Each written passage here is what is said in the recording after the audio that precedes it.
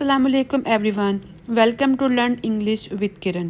Today's lesson we are going to learn an English expression cup of tea. Mean something that someone likes. कोई चीज़ जिसे कोई शख्स पसंद करे. Something according to your taste. कोई चीज़ जो आपके टेस्ट के मुताबिक हो. फेवरेट चीज़ यानी कोई ऐसी चीज़ जो आपके टेस्ट मिजाज तबीयत शौक़ और ज़ौक़ के ऐन मुताबिक हो. तो हम कहते हैं this is my cup of T, this is your cup of T. ठीक है.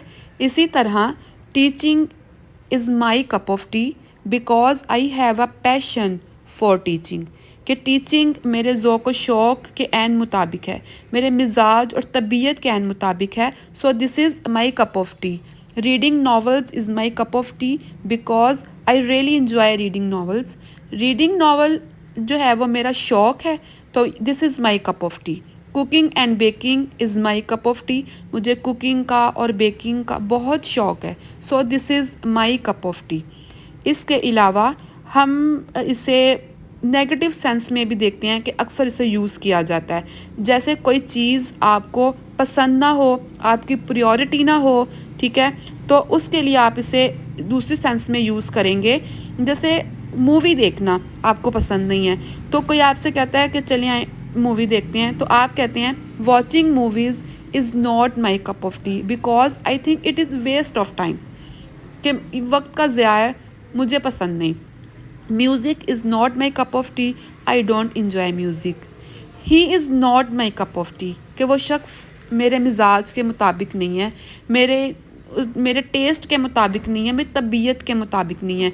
ऐसा भी होता है ना, समटाइम कोई प्रपोज़ल आता है, कोई ऐसा शख्स है, ठीक है, आपकी उसके साथ मेंटल कंपैटिबिलिटी नहीं है, तो आप कहते हैं ही is not my cup of tea.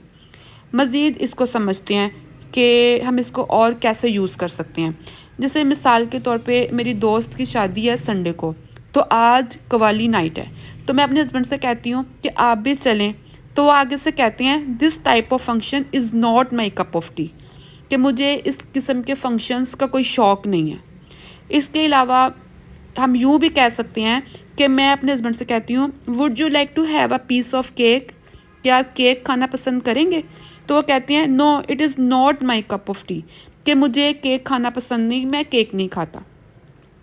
I hope कि आपको इस एक्सप्रेशन की समझ आ गई होगी, ठीक है, और आपने इसके मतलब को अच्छी तरह से समझ लिया होगा. So what is your cup of T?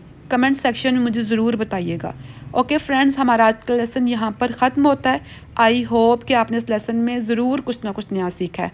So if you like this lesson kindly subscribe to my channel and I will see in next lesson. अल्लाह हाफिज़.